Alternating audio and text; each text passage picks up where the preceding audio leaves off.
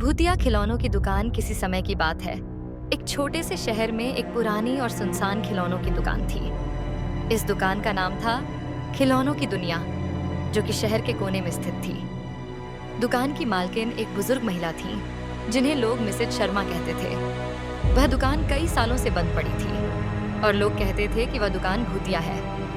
रात को जब दुकान के पास से कोई गुजरता तो उसे अजीब अजीब आवाजें सुनाई देती।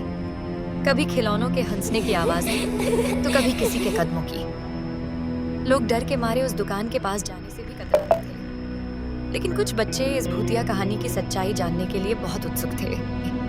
एक दिन 3 दोस्त राहुल, मोहित और नेहा ने उस दुकान के अंदर जाने का निश्चय किया।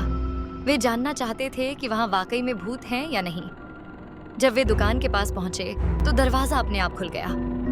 तीनों के दिलों की धड़कन तेज हो गई, लेकिन वे एक दूसरे का हाथ पकड़कर धीरे धीरे अंदर चले गए।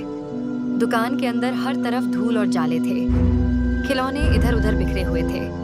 अचानक एक पुराना जोकर खिलौना हिलने लगा और जोर जोर से हंसने लगा।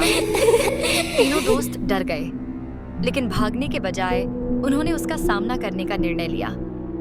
नेहा ने आगे बढ़कर उस जोकर को उठाया और देखा कि उसके पीछे एक पुरानी चाबी लगी हुई थी।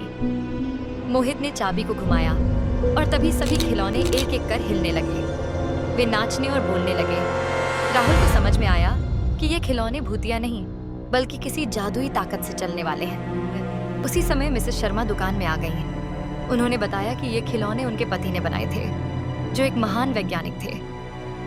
उन्होंने इन खिलौनों में एक विशेष यंत्र लगाया था, जिससे वे जिंदा जैसे दिखते थे। लेकिन उनके पति के निधन के बाद उन्होंने दुकान बंद कर दी थी। मिसेस शर्मा ने बताया कि वह इस रहस्य को हमेशा के लिए छिपाना चाहती थी, ताकि लोग डर न जाएं। लेकिन अब जब तुम लोगों ने इसे खोज लिया है, तो मैं चाहती हूँ कि तुम लोग इस दुकान को फिर से खोलने में मदद करो। तीनों दोस्तों ने सहर्ष उनकी मदद की। उन्होंने दुकान की सफाई की और उसे फिर से सजाया।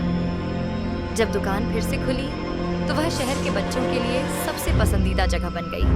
अब वहाँ कोई भूतिया कहानियां नहीं सुनाई देती थीं। लोग अब वहाँ जाकर खुशी खुशी खिलौनों के साथ खेलते थे और मिसेज शर्मा भी अपने पति की यादों के साथ खुश रहती थी। इस तरह एक भूतिया समझी जाने वाली दुकान एक जादुई और खुशहाल जगह बन गई।